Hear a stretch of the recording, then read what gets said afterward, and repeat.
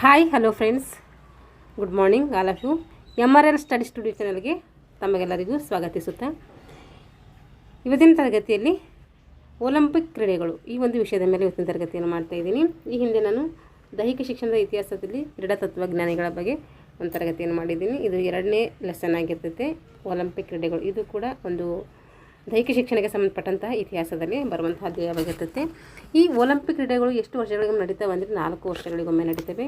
Olympics ಉತ್ಸವ ಎದರದ ಪ್ರತೀಕವಾಗಿರ್ತಂದರೆ ವಿಶ್ವ ಒಂದು ಶಾಂತಿಯ ಪ್ರತೀಕವಾಗಿ ನಾವು ಆಚರಣೆ ಮಾಡ್ತೀವಿ. ಸ್ನೇಹ ಸೌಹಾರ್ದತೆಯ ಸಂಕೇತವಾಗಿ ಆಚರಣೆ ಮಾಡ್ತೀವಿ. ಪ್ರೀತಿ ವಿಶ್ವಾಸಗಳ ದ್ಯೋತಕವಾಗಿ ನಾವು ಆಚರಣೆ ಮಾಡ್ತೀವಿ. ಒಲಿಂಪಿಕ್ ಇತಿಹಾಸ ಎಷ್ಟು ಶ್ರೀಮಂತವೋ ಅಷ್ಟೇ ಪ್ರಾಚೀನ ಕೂಡ ಅಂತೇಳಿ ನಾವು ಹೇಳ್ತೀವಿ. ಒಲಿಂಪಿಕ್ ಕ್ರೀಡೆಯ ಸೂತ್ರ ಏನು ಅಂತಂದರೆ ಇನ್ನಷ್ಟು ವೇಗ, ಇನ್ನಷ್ಟು ಎತ್ತರ, ಇನ್ನಷ್ಟು ದೂರ ಅಥವಾ ಬಲ. ಇದು ಒಲಿಂಪಿಕ್ನ ಒಂದು ಧ್ಯೇಯವಾಗಿರ್ತೈತಿ. ಕೀರ್ತಿ ಬರುವುದು ಜಯಿಸುವುದರಿಂದಲ್ಲ, ಭಾಗವಹಿಸುವುದರಿಂದ. ನೋಡಿರಿ, ನಾವು ಏನೇ ಒಂದು ಕೀರ್ತಿ ತಂದುಕೊಳ್ಬೇಕಾದ್ರೆ ನಾವು ಫಸ್ಟ್ ಭಾಗವಹಿಸಬೇಕು. ಕೀರ್ತಿ ನಾವು ಜಯಿಸಲೇಬೇಕು ಅನ್ನೋದಿಲ್ಲ. ನಾವು ನಮಗೆ ಕೀರ್ತಿ ಹೋಗಿ ಬರ್ತದೆ ಭಾಗವಹಿಸುವುದು. ಕೀರ್ತಿ ಬರುವುದು ಜಯಿಸುವುದರಿಂದಲ್ಲ, ಭಾಗವಹಿಸುವುದರಿಂದ ಅನ್ನೋದಿದು ಏನು ಒಲಿಂಪಿಕ್ನ ಒಂದು ಧ್ಯೇಯವಾಕ್ಯ ಆಗಿರ್ತದೆ. ಧ್ಯೇಯವಾಕ್ಯ ಯಾವುದು? ಧ್ಯೇಯವಾಕ್ಯ ಅಂತ ಕೇಳಿದ್ರೆ ಅದು ಇನ್ನಷ್ಟು ಎತ್ತರ, ಇನ್ನಷ್ಟು ವೇಗ, ಇನ್ನಷ್ಟು ಬಲ. ವೇಗ, ಎತ್ತರ, ಬಲ ಅಥವಾ ದೂರ, ಇವು ಒಲಿಂಪಿಕ್ನ ಧ್ಯೇಯ. ಈ ಧ್ಯೇಯವಾಕ್ಯದ ಮುಂದುವರೆದಂಥ ವಿಷಯ ಆಗಿರ್ತದೆ ಇದು.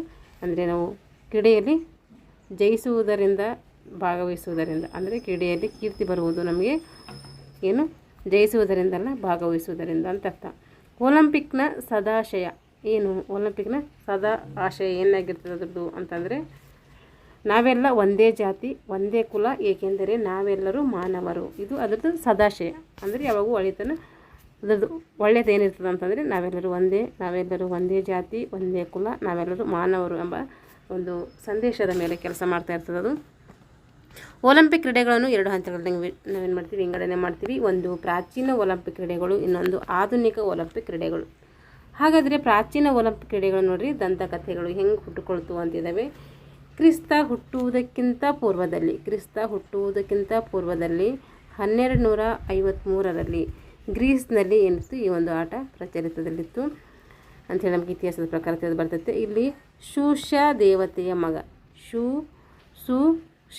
ಶೂಷ ದೇವತೆಯ ಮಗ ಹೆರ್ಕುಲಸ್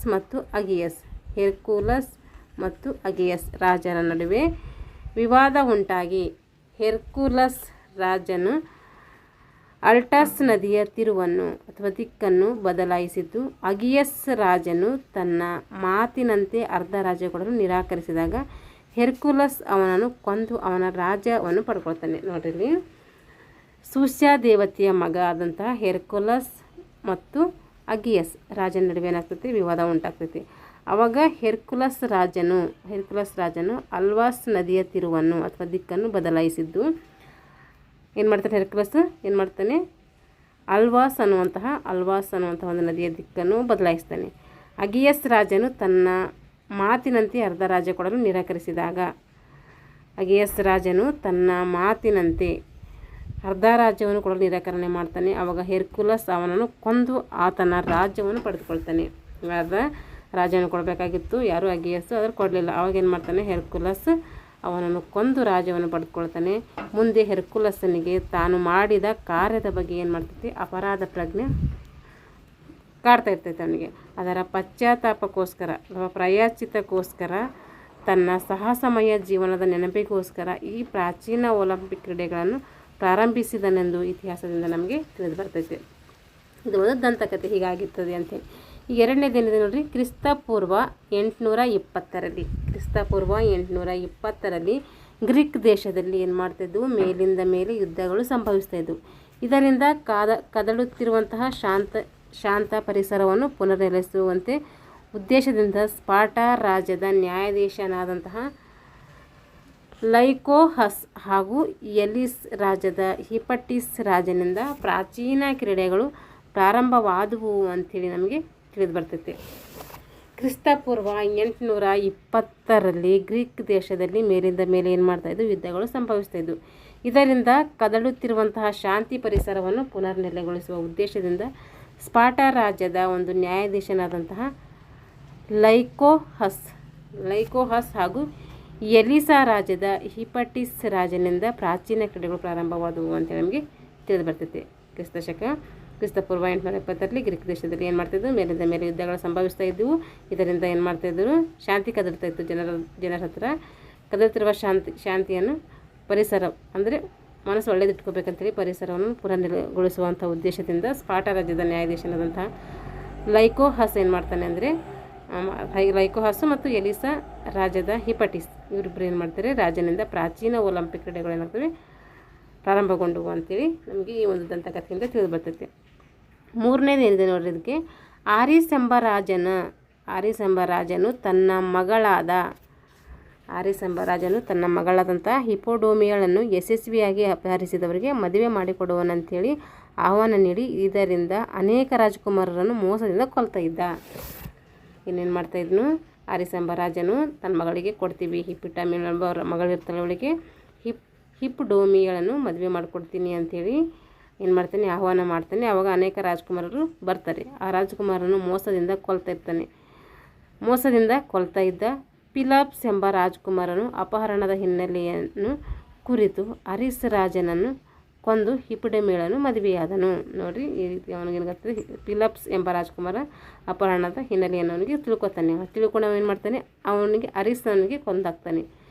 ಅವನು ಅನ್ಕೊಂಡು ಅವನ ಮಗಳನ್ನು ಇವನೇನು ಮಾಡ್ತಾನೆ, ಮದುವೆ ಆಗ್ತಾನೆ. ಯಾರು, ಪಿಲಾಪ್ಸ್.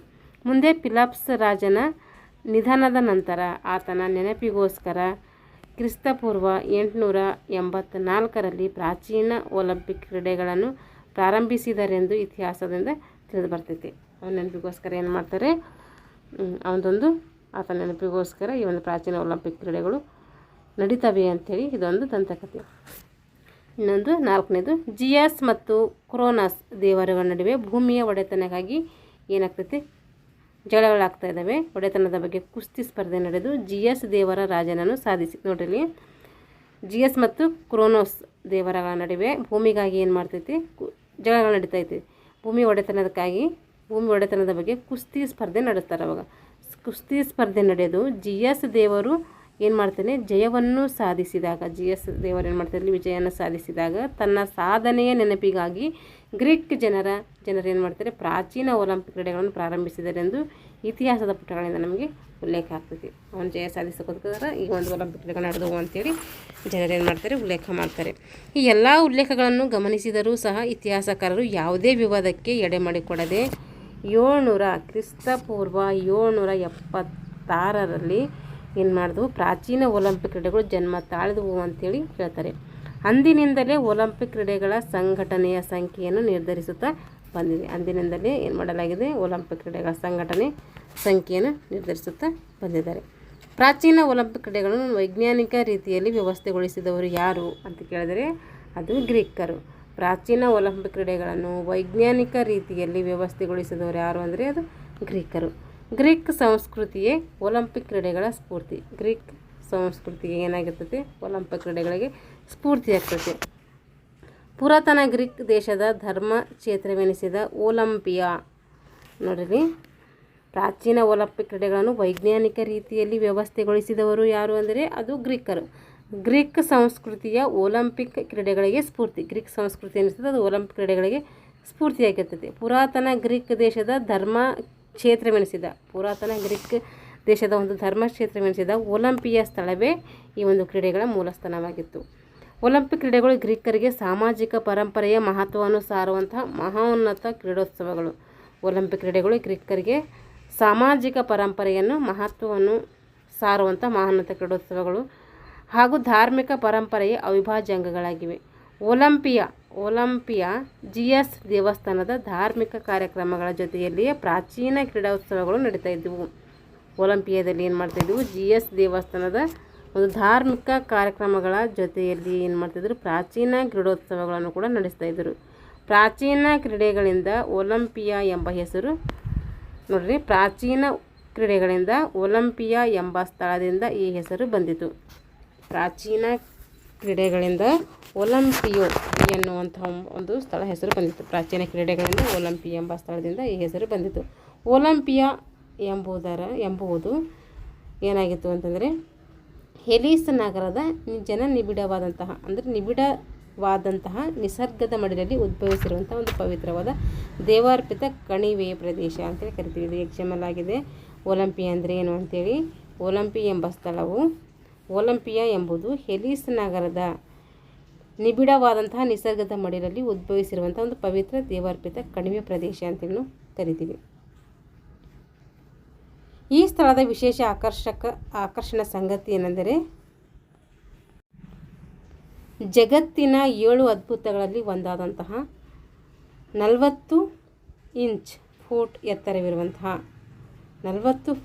ಎತ್ತರವಿರುವಂತಹ GS ದೇವರ ಭವ್ಯವಾದ ಮೂರ್ತಿ. ಈ ಮೂರ್ತಿಯನ್ನು ಆನೆಯ ದಂತಗಳಿಂದ ಸಿದ್ಧಪಡಿಸಲಾಗಿದೆ. ಪ್ರಾಚೀನ ಒಲಿಂಪಿಕ್ ಕ್ರೀಡೆಗಳು ಆಧುನಿಕ ಒಲಿಂಪಿಕ್ ಕ್ರೀಡೆಗಳಂತೆ ಪ್ರತಿ 4 ವರ್ಷಗಳೊಮ್ಮೆ ಪೂರ್ಣ ಹುಣ್ಣಿಮೆ ದಿವಸ ಆಗಸ್ಟ್ ಮತ್ತು ಸೆಪ್ಟೆಂಬರ್ ತಿಂಗಳು ನಡೆಸ್ತಾಯಿತ್ತು. ಪ್ರಾಚೀನ ಒಲಿಂಪಿಕ್ ಕ್ರೀಡೆಗಳು ಆಧುನಿಕ ಒಲಿಂಪಿಕ್ ಕ್ರೀಡೆಗಳಂತೆ ಏನು ಮಾಡ್ತಾಯಿದ್ವು, ಪ್ರತಿ 4 ವರ್ಷಗಳಿಗೊಮ್ಮೆ ಪೂರ್ಣ ಹುಣ್ಣಿಮೆಯ ದಿವಸ ಆಗಸ್ಟ್ ಅಥವಾ ಸೆಪ್ಟೆಂಬರ್ ತಿಂಗಳಿನಲ್ಲಿ ನಡೀತಾ ಇದ್ದವು. ಕ್ರಿಸ್ತಪೂರ್ವ 776ನೇ ವರ್ಷವನ್ನು ಪ್ರಾಚೀನ ಒಲಿಂಪಿಕ್ ಕ್ರೀಡೆಗಳು ನಡೆದ ವರ್ಷ ಅಂತೇಳಿ ನಾವು ದಾಖಲು ಮಾಡ್ತೀವಿ. ಮೊದಲನೆಯ ಪ್ರಾಚೀನ ಒಲಿಂಪಿಕ್ ಕ್ರೀಡೆಗಳು ನಡೆಯಲು ಕಾರಣ ಪುರುಷರು ಯಾರು ಅಂತಂದರೆ ಪೀಸಾ ರಾಜ್ಯದ ಕ್ಲಿಯೋಸ್ಥೆನಿಸ್ ಹಾಗೂ ಎಲಿಸ್ ರಾಜ್ಯದ ಎಪಿಟಿಸ್ ಎಂಬುವರು ಏನು ಮಾಡ್ತಾರೆ, ಈ ಒಂದು ಪ್ರಾಚೀನ ಒಲಿಂಪಿಕ್ ಕ್ರೀಡೆಗಳು ನಡೆಯೋದಕ್ಕೆ ಕಾರಣ ಆಗ್ತಾರೆ. ಯಾರು? ಪೀಸಾ ರಾಜ್ಯದ ಕ್ಲಿಯೋಸ್ಥೆನಿಸ್ ಮತ್ತು ಎಲಿಸಾ ರಾಜ್ಯದ ಎಪಿಟಿಸ್ ಇವ್ರು ಏನು ಮಾಡ್ತಾರೆ, ಪ್ರಾಚೀನ ಒಲಿಂಪಿಕ್ ಕ್ರೀಡೆಗಳು ನಡೆಯಲಿಕ್ಕೆ ಏನು ಮಾಡ್ತಾರೆ, ಸಹಾಯಕ ಆಗ್ತಾರೆ. ಈ ಸಂದರ್ಭದಲ್ಲಿ ಏಕೆ ಹಿರಿಯಾ ಎಂಬಲ್ಲಿ ನಡೆಯುತ್ತಿದ್ದ ಯುದ್ಧವನ್ನು ನಿಲ್ಲಿಸಿ ಮೊದಲನೇ ಪ್ರಾಚೀನ ಒಲಿಂಪಿಕ್ ಕ್ರೀಡೆಗಳು ಸುಗಮವಾಗಿ ನಡೆಯುವಂತೆ ಪ್ರಯತ್ನಿಸ್ತಾರೆ. ಈ ಸಂದರ್ಭದಲ್ಲಿ ಏಕೆ ಹಿರಿಯಾ ಎಂಬಲ್ಲಿ ನಡೆಯುತ್ತಿದ್ದ ಯುದ್ಧವನ್ನು ನಿಲ್ಲಿಸಿ ಮೊದಲನೇ ಪ್ರಾಚೀನ ಒಲಿಂಪಿಕ್ ಕ್ರೀಡೆಗಳು ಸುಗಮವಾಗಿ ನಡೆಯುವಂತೆ ಪ್ರಯತ್ನಿಸಿದರು. ಈ ಕ್ರೀಡಾಕೂಟವನ್ನು 45,000 ಪ್ರೇಕ್ಷಕರನ್ನು ವೀಕ್ಷಣೆ ಮಾಡ್ತಾಯಿದ್ದರು. ಇದರಲ್ಲಿ ಈ ಒಂದು ಪ್ರಾಚೀನ ಒಲಿಂಪಿಕ್ ಕ್ರೀಡೆ ನಡೆಯಲಿಕ್ಕೆ ಯಾರು ಕಾರಣೀಭೂತರಂದರೆ ಒಂದು ಕ್ಲಿಯೋಸ್ಥೆನಿಸ್ ಮತ್ತು ಎಲಿಸಾ ರಾಜ್ಯದ ಎಪಿಟಸ್. ಕ್ಲಿಯೋಸ್ಥೆನಿಸ್ ಯಾವ ರಾಜ್ಯ ಅಂತ ಕೇಳ್ತಾರೆ, ಪೀಸಾ ರಾಜ್ಯ. ಕೇಳಲ್ಲ ಅಂದರೆ ನಾನು ನೆನ್ಪಿಟ್ಕೋಬೇಕು, ಯಾಕೆಂದರೆ ಕ್ವಶನ್ಸ್ ಹೆಂಗೆ ಬರ್ತಾವೆ ಅಂತ ಹೇಳೋಕ್ಕಾಗಲ್ಲ. ಎಲಿಸಾ ರಾಜ್ಯದ ಎಪಿಟಸ್ ಇವರಿಬ್ಬರು ಸೇರಿಕೊಂಡು ಏನು ಮಾಡ್ತಾರೆ, ಪ್ರಾಚೀನ ಒಲಿಂಪಿಕ್ ಕ್ರೀಡೆಗಳನ್ನು ನಡೆಸ್ತಾರೆ. ಈ ಸಂದರ್ಭದಲ್ಲಿ ಏಕೆ ಹಿರಿಯಾ ಎಂಬಲ್ಲಿ ನಡೆಯುತ್ತಿದ್ದ ಒಂದು ಏಕೆ ಹಿರಿಯಾ ಎನ್ನುವಂಥ ಪ್ಲೇಸ್ ಇತ್ತು. ಆ ಒಂದು ಪ್ಲೇಸಲ್ಲಿ ಏನು ಮಾಡ್ತಾಯಿತ್ತು, ಯುದ್ಧ ನಡೀತಾ ಇತ್ತು. ಆ ಯುದ್ಧವನ್ನು ನಿಲ್ಲಿಸಿ ಮೊದಲನೇ ಪ್ರಾಚೀನ ಒಲಿಂಪಿಕ್ ಕ್ರೀಡೆಗಳು ಸುಗಮವಾಗಿ ನಡೆಯುವಂತೆ ಏನು ಮಾಡ್ತಾರೆ, ಇವರು ಪ್ರಯತ್ನ ಮಾಡ್ತಾರೆ. ಈ ಕ್ರೀಡಾಕೂಟವನ್ನು 45,000 ಪ್ರೇಕ್ಷಕರನ್ನು ವೀಕ್ಷಣೆ ಮಾಡ್ತಾಯಿದ್ದರು. ವೃತ್ತಿಯಲ್ಲಿ ಅಡುಗೆಯವನಾದಂತಹ ಕೊರಿಯೋಬಾಸ್ ಇಷ್ಟು ಜನ ವೀಕ್ಷಣೆ ಮಾಡ್ತಾಯಿದ್ರು. ಪ್ರಾಚೀನ ಒಲಿಂಪಿಕ್ಕು 45,000 ಜನರು ಮಾಡ್ತಾಯಿದ್ರು. ಇಲ್ಲಿ ವೃತ್ತಿಯಲ್ಲಿ ಅಡುಗೆ ಮಾಡುವವನಾದಂತಹ ಕೊರಿಯೋಬಾಸ್ ಎಂಬ ಕ್ರೀಡಾಪಟು ಏನು ಮಾಡ್ತಾನೆ, ವೈಯಕ್ತಿಕ ವೀರಗ್ರಾಣಿ ಪ್ರಶಸ್ತಿಯನ್ನು ಪಡೆದುಕೊಳ್ತಾನೆ. ನೋಡ್ರಿ, ವೃತ್ತಿಯಲ್ಲಿ ಅಡುಗೆಯವನಾದಂತಹ ಕೊರಿಯೋಬಾಸ್ ಎಂಬ ಕ್ರೀಡಾಪಟು ಏನು ಮಾಡ್ತಾರೆ, ವೈಯಕ್ತಿಕ ವೀರಗ್ರಾಣಿ ಪ್ರಶಸ್ತಿಯನ್ನು ಪಡೆದುಕೊಳ್ತಾನೆ. ಇದು ಕ್ವಶನ್ಸ್ ಆಗಿದೆ, ನೆನಪಿಟ್ಕೊಳ್ಬೇಕು. ಪ್ರಾಚೀನ ಒಲಿಂಪಿಕ್ ಕ್ರೀಡೆಗಳು ರಾಜನಾದಂತಹ ಪ್ರಾಚೀನ ಒಲಿಂಪಿಕ್ ಕ್ರೀಡೆಗಳು ರೋಮನ್ ರಾಜನಾದಂತಹ ಥಿಯೋಡಸಿನಿಂದ ಅವನತಿ ಹೊಂದುವವರೆಗೂ. ಯಾರಿಂದ ಅವನತಿ ಹೊಂದುವು? ಥಿಯೋಡಸಿನಿಂದ ಅವನತಿ ಹೊಂದುತ್ತಾ. ಇವ ಯಾವ ರಾಜ್ಯದ ದೊರೆ? ರೋಮನ್ ರಾಜ್ಯದ ದೊರೆ. ಥಿಯೋಡಸಿನಿಂದ ಅವನತಿ ಹೊಂದುವವರೆಗೂ ಅಂದರೆ ಕ್ರಿಸ್ತಪೂರ್ವ 776ರಿಂದ 394ರಲ್ಲಿ ಏನಾಗ್ತದೆ, ಕ್ರಿಸ್ತಶಕ 394ರಲ್ಲಿ ಅವನತಿ ಹೊಂದುತ್ತವೆ. ಇವು ಪ್ರಾಚೀನ ಒಲಿಂಪಿಕ್ ಕ್ರೀಡೆಗಳ ಒಂದು ಅರ್ಹತಾ ನಿಯಮಗಳು. ಇಲ್ಲಿ ಗ್ರೀಕ್ ದೇಶದಲ್ಲಿ ಜನಿಸಿರಬೇಕು. ಕ್ರೀಡಾಪಟು ಆಗಬೇಕಾದ್ರೆ ನಗ್ನರಾಗಿ ಭಾಗವಹಿಸುವ ಕ್ರೀಡಾಪಟುಗಳಿಗೆ ಮಾತ್ರ ಭಾಗವಹಿಸುವಂಥ ಅವಕಾಶ. ನಗ್ನರಾಗಿ ಭಾಗವಹಿಸಬೇಕಿಲ್ಲಿ. ಅಪರಾಧಿಗಳಾಗಿರಬಾರದು. ಒಮ್ಮೆ ಕ್ರೀಡಾಪಟು ಭಾಗವಹಿಸುವುದು ಖಚಿತಪಡಿಸಿಕೊಂಡರೆ ಯಾವುದೇ ಕಾರಣಕ್ಕೂ ಸ್ಪರ್ಧೆಯಿಂದ ಬಿಟ್ಟು ಕೊಡುವ ಹಾಗಿಲ್ಲ. ಒಂದು ಸರ್ತಿ ಖಚಿತಪಡಿಸ್ಕೊಂಡು ಕ್ರೀಡಾಪಟು ಭಾಗವಹಿಸ್ತದೆ ಅನ್ನೋದು ಗೊತ್ತಾದ ಮೇಲೆ ಅವನು ಯಾವುದೇ ಕಾರಣಕ್ಕೆ ಸ್ಪರ್ಧೆಯನ್ನು ಬಿಟ್ಟುಕೊಡುವ ಹಾಗಿಲ್ಲ. ತನ್ನ ಎದುರಾಳಿಗಳಿಗೆ ಯಾರಿಗೆ ಬಿಟ್ಟುಕೊಡೋಂಗಿಲ್ಲ, ತನ್ನ ಎದುರಾಳಿಗಳಿಗೆ ಬಿಟ್ಟುಕೊಡೋಂಗಿಲ್ಲ. ಕೇವಲ ಹವ್ಯಾಸ ಕ್ರೀಡಾಪಟುಗಳಿಗೆ ಮಾತ್ರ ಅವಕಾಶ ಇರ್ತದೆ. ಹವ್ಯಾಸ ಕ್ರೀಡಾಪಟುಗಳಾಗಿರಬೇಕು, ಅವರಿಗೆ ಅವಕಾಶ ಇರ್ತದೆ. ಕ್ರೀಡಾಪಟುಗಳು 10 ತಿಂಗಳು ಕಡ್ಡಾಯ ತರಬೇತಿ ಪಡೆದಿರಬೇಕು ಮತ್ತು ಕೊನೆಯ ತಿಂಗಳಲ್ಲಿ ಕ್ರೀಡೆಗಳನ್ನು ನಡೆಸುವ ಕ್ರೀಡಾ ತರಬೇತುದಾರರು ಹಾಗೂ ಕ್ರೀಡಾಧಿಕಾರಿಗಳ ನಿಯಂತ್ರಣದಲ್ಲಿ ಇರಬೇಕಾಗಿತ್ತು.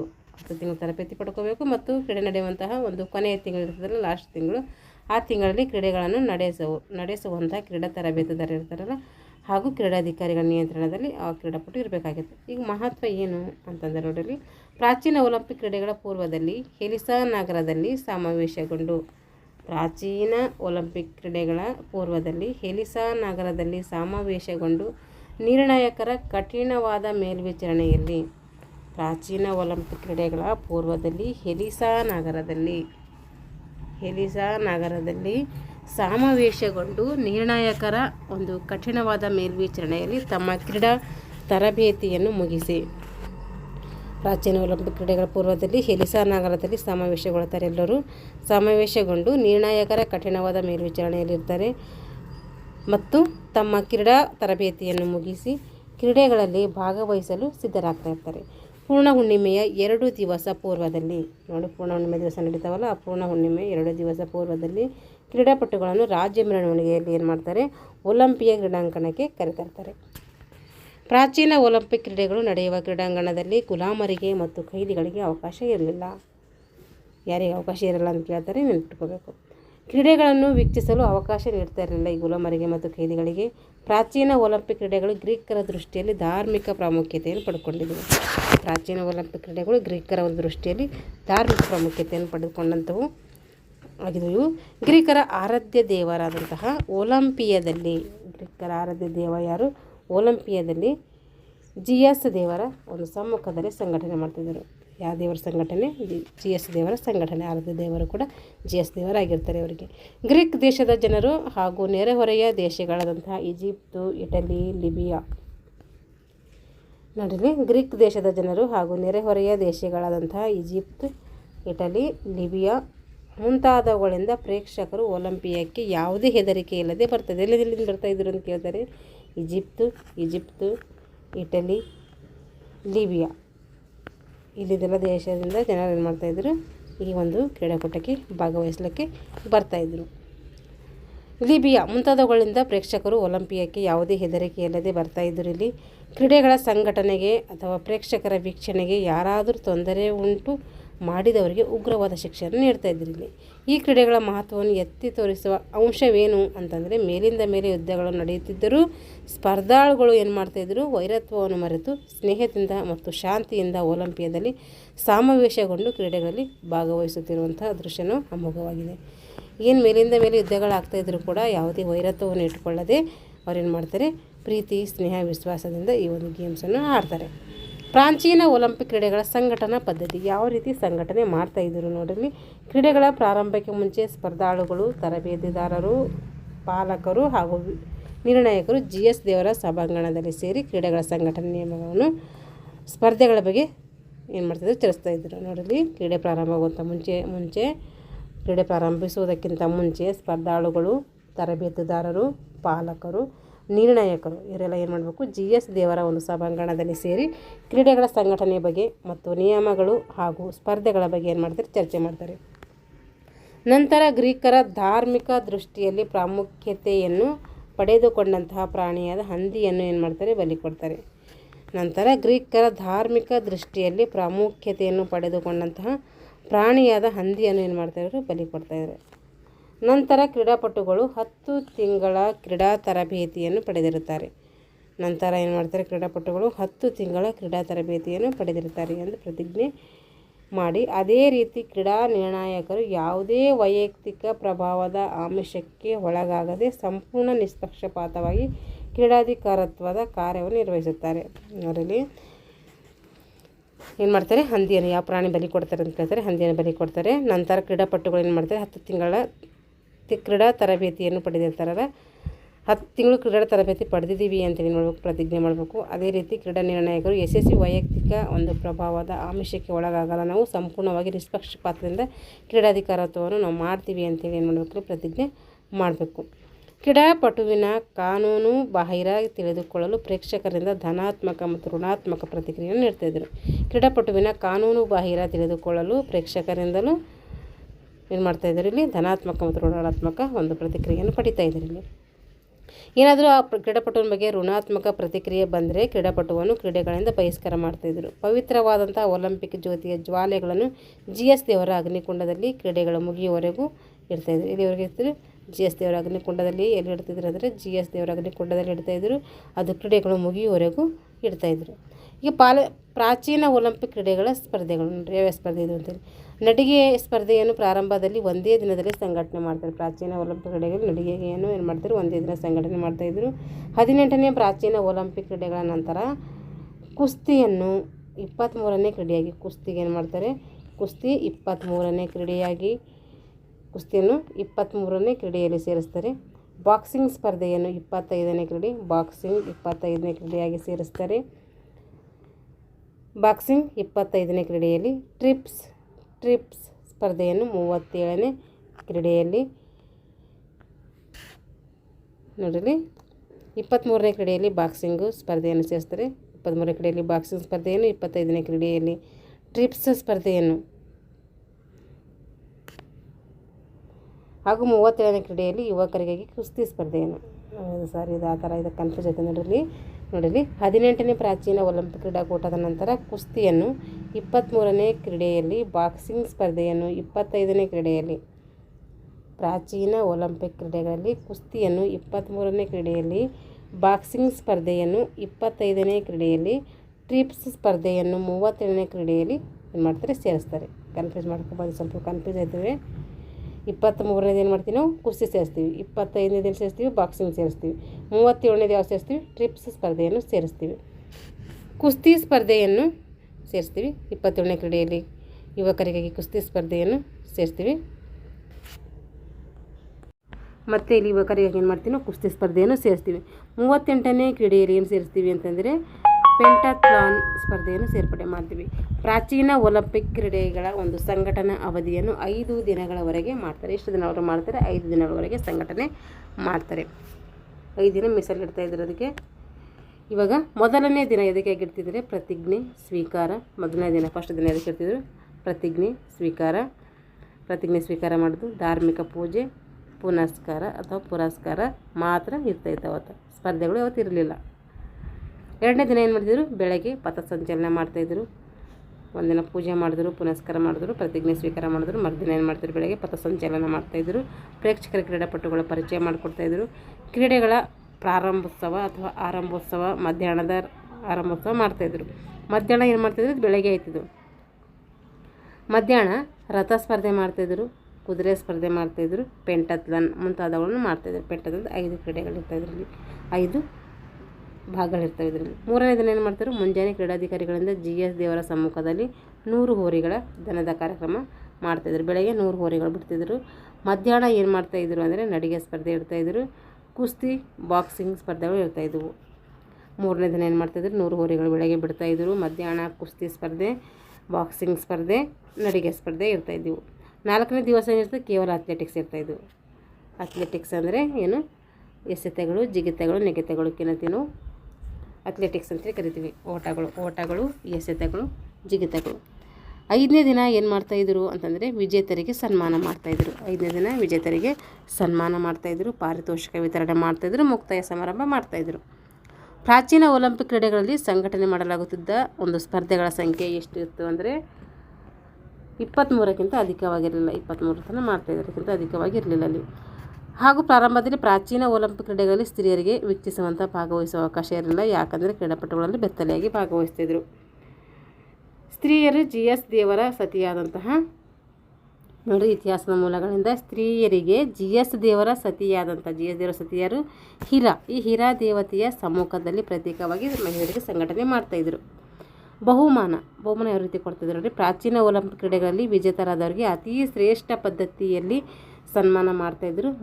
ಮೊದಲ 7ನೇ ಪ್ರಾಚೀನ ಒಲಿಂಪಿಕ್ ಕ್ರೀಡೆಗಳಲ್ಲಿ ವಿಜೇತ ಕ್ರೀಡಾಪಟುಗಳಿಗೆ ಒಂದು ಮೌಲ್ಯವುಳ್ಳಂಥ ಬಂಗಾರ, ವಜ್ರ, ವೈಡೂರ್ಯ ಪಾರಿತೋಷಕ ರೂಪದಲ್ಲಿ ಕಾಣಿಕೆಯಾಗಿ ನೀಡ್ತಾಯಿದ್ರು. ಯಾವಾಗ ಪ್ರಾಚೀನ ಒಂದು 7ನೇ ಶತಮಾನದಲ್ಲಿ ಅಂದರೆ 7ನೇ ಪ್ರಾಚೀನ ಒಲಿಂಪಿಕ್ ಕ್ರೀಡಾಕೂಟದಲ್ಲಿ.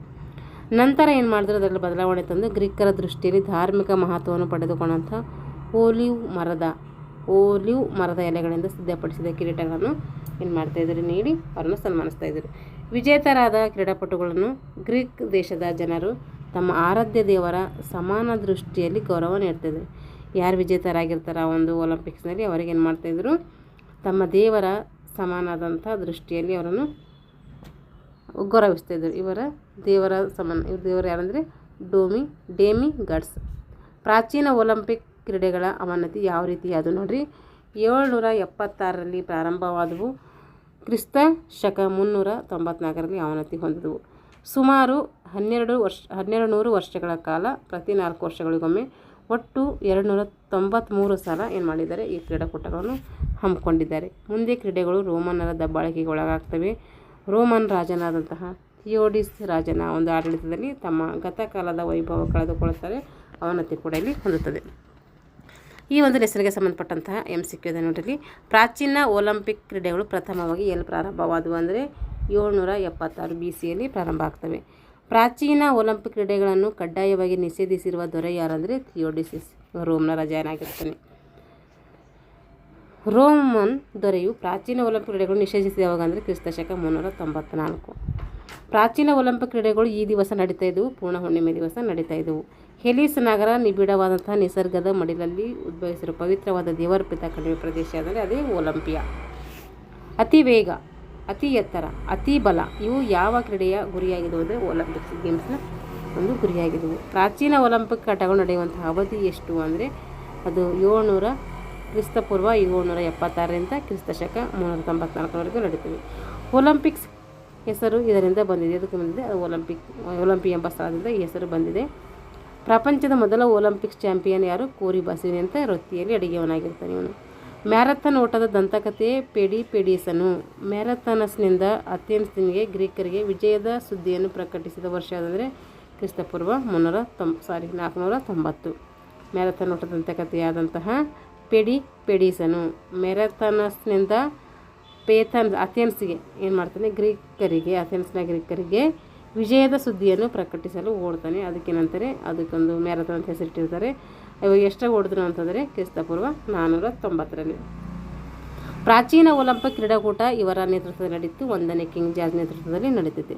23ನೇ ಪ್ರಾಚೀನ ಒಲಿಂಪಿಕ್ ಕ್ರೀಡೆಯಲ್ಲಿ ಸೇರ್ಪಡೆಯಾದದ್ದು ಯಾವುದು ಅಂದರೆ ಅದು ಬಾಕ್ಸಿಂಗ್. ಯಾವ ಸೇರ್ಪಡೆಯಾಗಿತ್ತು? ಅದು ಬಾಕ್ಸಿಂಗ್. ಅಂದ್ಕೊಂಡು ನೋಟ್ಸ್ ಮಾಡ್ಕೊಳ್ರಿ, ಎಲ್ಲ ಕನ್ಫ್ಯೂಸ್ ಆಗ್ತವೆ. 23ನೇದು ಯಾವುದು, 25ನೇದು ಯಾವುದು, 37 ಯಾವುದು, 38 ಯಾವುದು ಅಂದ್ಕೊಂಡು ನೋಟ್ಸ್ ಮಾಡ್ಕೊಳ್ರಿ. ಪ್ರಾಚೀನ ಒಲಿಂಪಿಕ್ ಕ್ರೀಡಾಕೂಟದಲ್ಲಿ ಭಾಗವಹಿಸಬೇಕಾದರೆ ಕನಿಷ್ಠ ಎಷ್ಟು ತಿಂಗಳ ತರಬೇತಿ ಪಡಿಬೇಕು? 10 ತಿಂಗಳು ಪಡಿಬೇಕು. ಪ್ರಾಚೀನ ಒಲಿಂಪಿಕ್ ಕ್ರೀಡಾಕೂಟದಲ್ಲಿ ಕ್ರೀಡಾಜ್ಯೋತಿಯು ಜ್ವಾಲೆಯನ್ನು ಕ್ರೀಡಾಕೂಟದ ಅವಧಿ ಮುಗಿಯುವವರೆಗೂ ಉರಿಸುತ್ತಿರುವಂಥ ಜಾಗ ಯಾವುದಂದ್ರೆ GS ದೇವರ ಅಗ್ನಿಕುಂಡದಲ್ಲಿ ಉರಿಸ್ತಾ ಇದ್ರು ಅವರು. ಪ್ರಾಚೀನ ಒಲಿಂಪಿಕ್ ಕ್ರೀಡಾಕೂಟಗಳ ಪ್ರಾರಂಭದಲ್ಲಿ ಗ್ರೀಕರು ಧಾರ್ಮಿಕ ದೃಷ್ಟಿಯಲ್ಲಿ ಪ್ರಾಮುಖ್ಯತೆ ಪಡೆದಂತಹ ಯಾವ ಪ್ರಾಣಿಯನ್ನು ಬಲಿ ಕೊಡ್ತಾಯಿದ್ರು? ಹಂದಿ ಕೊಡ್ತಾಯಿದ್ರು. ಮಾನವ ಶಕ್ತಿಯ ದೂತಕವಾಗಿ ಬೆಳೆದ ಪ್ರಾಚೀನ ಒಲಿಂಪಿಕ್ ಕ್ರೀಡೆಗಳನ್ನು ವೈಜ್ಞಾನಿಕ ರೀತಿಯಲ್ಲಿ ವ್ಯವಸ್ಥೆಗೊಳಿಸಿದರು ಯಾರು? ಅದು ಗ್ರೀಕರು. ಮೊದಲನೇ ಪ್ರಾಚೀನ ಒಲಿಂಪಿಕ್ ಕ್ರೀಡೆಗಳು ನಡೆಯಲು ಕಾರಣ ಪುರುಷ ಯಾರು ಅಂದರೆ ಕ್ಲಿಯೋಸ್ಥೆನಿಸ್ ಮತ್ತು ಇಪಿಟಸ್. ಪ್ರಾಚೀನ ಒಲಿಂಪಿಕ್ ಕ್ರೀಡಾಕೂಟದಲ್ಲಿ ಅಥ್ಲೆಟಿಕ್ಸ್ ಸ್ಪರ್ಧೆಗಳನ್ನು ಎಷ್ಟನೇ ದಿನ ಸಂಘಟನೆ ಮಾಡ್ತಾಯಿದ್ರು ಅಂದರೆ 4ನೇ ದಿನ ಮಾಡ್ತಾಯಿದ್ರು. ಪ್ರಾಚೀನ ಒಲಿಂಪಿಕ್ ಕ್ರೀಡೆಗಳಲ್ಲಿ ವಿಜೇತರಾದವರಿಗೆ ಈ ಕಿರೀಟವನ್ನು ಧರಿಸಿ ಸನ್ಮಾನಿಸ್ತಾ ಇದ್ದಾರೆ. ಯಾವ ಕಿರೀಟ? ಆಲಿವ್ ಮರದಿಂದ ಮಾಡಿದಂಥ ಕಿರೀಟ. ಅದು 16 ಎಲೆಗಳಿಂದ ಸಿದ್ಧಪಡಿಸ್ತಾ ಇದ್ದರು. ಪ್ರಾಚೀನ ಒಲಿಂಪಿಕ್ಸ್ನಲ್ಲಿ ಸ್ತ್ರೀಯರಿಗೆ ಕ್ರೀಡಾಕೂಟ ಸಂಘಟಿಸಿದ ಸ್ಥಳ ಯಾವುದಾದರೆ GS ದೇವರ ಸತಿಯಾದಂಥ ಹಿರದೇವತೆಯ ಒಂದು ಸಮ್ಮುಖದಲ್ಲಿ ಮಾಡ್ತಾಯಿದ್ರು. ಪ್ರಾಚೀನ ಒಲಿಂಪಿಕ್ ಕ್ರೀಡೆಗಳಲ್ಲಿ 2ನೇ ದಿನ ನಡೆಯುತ್ತಿದ್ದಂಥ ಸ್ಪರ್ಧೆಗಳು ಯಾವುವು? 2ನೇ ದಿನ ನಡೀತಿದ್ದವು ಅಂತಂದರೆ ಒಂದು ರಥಸ್ಪರ್ಧೆ, ಕುದುರೆ ಸ್ಪರ್ಧೆ ಮತ್ತು ಪೆಂಟಾಥ್ಲಾನ್. ಇವು 2ನೇ ದಿನ ನಡೀತಾಯಿದ್ವು. ಮಧ್ಯಾಹ್ನ ನಡೀತಾಯಿದ್ವು. ಬೆಳಗ್ಗೆ ಏನು ಮಾಡ್ತಾಯಿದ್ರು? ಪಥಸಂಚಲನ ಮಾಡ್ತಾಯಿದ್ರು. ಮಧ್ಯಾಹ್ನ ಈ ಒಂದು ಸ್ಪರ್ಧೆಗಳನ್ನು ಏರ್ಪಡಿಸ್ತಾಯಿದ್ರು. ಒಲಿಂಪಿಕ್ ಕ್ರೀಡೆಗಳ ಮೂಲ ಸ್ಥಾನ ಯಾವುದಂದರೆ ಒಲಿಂಪಿಯಾ. ಪ್ರಾಚೀನ ಒಲಿಂಪಿಕ್ ಕ್ರೀಡೆಗಳ ಉಗಮಕ್ಕೆ ಸಂಬಂಧಪಟ್ಟಂತೆ ಈ ದೇವರ ವಿಜಯಕ್ಕಾಗಿ ಗ್ರೀಕ್ ಪ್ರಾಚೀನ ಒಲಿಂಪಿಕ್ ಪ್ರಾರಂಭಿಸಿದರೆಂದು ಇತಿಹಾಸ ಪಟುಗಳಿಂದ ಏನಾಗ್ತದೆ ತಿಳಿದು ಬರ್ತದೆ. ಯಾವ ದೇವರ? ಅದು GS ದೇವರ ಓದಿದ್ದಕ್ಕಾಗಿ. ಪ್ರಾಚೀನ ಒಲಿಂಪಿಕ್ಸ್ನಲ್ಲಿ ಪಾಲ್ಗೊಳ್ಳುವವರು ಅಥವಾ ಶಿಕ್ಷಣ ತರಬೇತಿ ಪಡೆಯುತ್ತಿದ್ದ ಸ್ಥಳ ಯಾವುದು ಅಂದರೆ ಪ್ಯಾಲೆಸ್ಟೈನ್ದಲ್ಲಿ ಪಡಿತಾಯಿದ್ರು. ಅದು 10 ತಿಂಗಳಾಗಿರ್ತಾಯಿತ್ತು. ಗ್ರೀಕ್ ದೇಶದ ಆಟಗಳಿಗೆ ಎಷ್ಟು ವರ್ಷದ ಇತಿಹಾಸವಿದೆ ಅಂದರೆ 3000 ವರ್ಷಗಳ ಇತಿಹಾಸ ಕಂಡುಬರ್ತೈತೆ. ಒಲಿಂಪಿಯಾ ನಗರ ಯಾವ ನದಿ ತೀರದಲ್ಲಿದೆ ಅಂದರೆ ಅಪಿಯಸ್ ಕಾಲ್ಡಿಯೋಸ್ನ ಒಂದು ನದಿ ದಂಡೆ ಮೇಲೆ ಈ ಒಲಿಂಪಿಯಾ ನಗರ ಕಂಡು ಬರ್ತೈತಿ. ಇಷ್ಟು ಪ್ರಾಚೀನ ಒಲಿಂಪಿಕ್ ಕ್ರೀಡೆಗಳ ಬಗ್ಗೆ ನಾವು ಸಂಕ್ಷಿಪ್ತವಾಗಿ ತಿಳ್ಕೊಂಡಿವಿ. ಮುಂದಿನ ತರಗತಿಯಲ್ಲಿ ಆಧುನಿಕ ಒಲಿಂಪಿಕ್ ಬಗ್ಗೆ ತಿಳ್ಕೊಳ್ಳೋಣ. ಯಾಕೆಂದರೆ ಎರಡು ಒಂದೇ ಕಡೆ ಹೇಳಿದ್ರೆ ಲೆಂದಿ ಆಗುತ್ತೆ, ಇವಾಗೆ ಜಾಸ್ತಿ ಆಗಿದೆ. ಹಾಗಾಗಿ ಯಾರೆಲ್ಲ ದೈಹಿಕ ಶಿಕ್ಷಣ ಶಿಕ್ಷಕರ ಒಂದು ನೇಮಕಾತಿಗೆ ಪೂರ್ವ ಸಿದ್ಧತೆ ಮಾಡ್ಕೊತಿದ್ರು ಅವರು ನಮ್ಮ ಚಾನಲನ್ನು ಸಬ್ಸ್ಕ್ರೈಬ್ ಮಾಡಿಕೊಂಡು ವಿಡಿಯೋಗಳನ್ನು ವಾಚ್ ಮಾಡಿ. ಇಷ್ಟ ಆಗಿದ್ರೆ ಲೈಕ್ ಆ್ಯಂಡ್ ಶೇರ್ ಮಾಡಿ ಅಂತ ಹೇಳ್ತಾ ಎಲ್ಲರಿಗೂ ವಂದನೆಗಳು.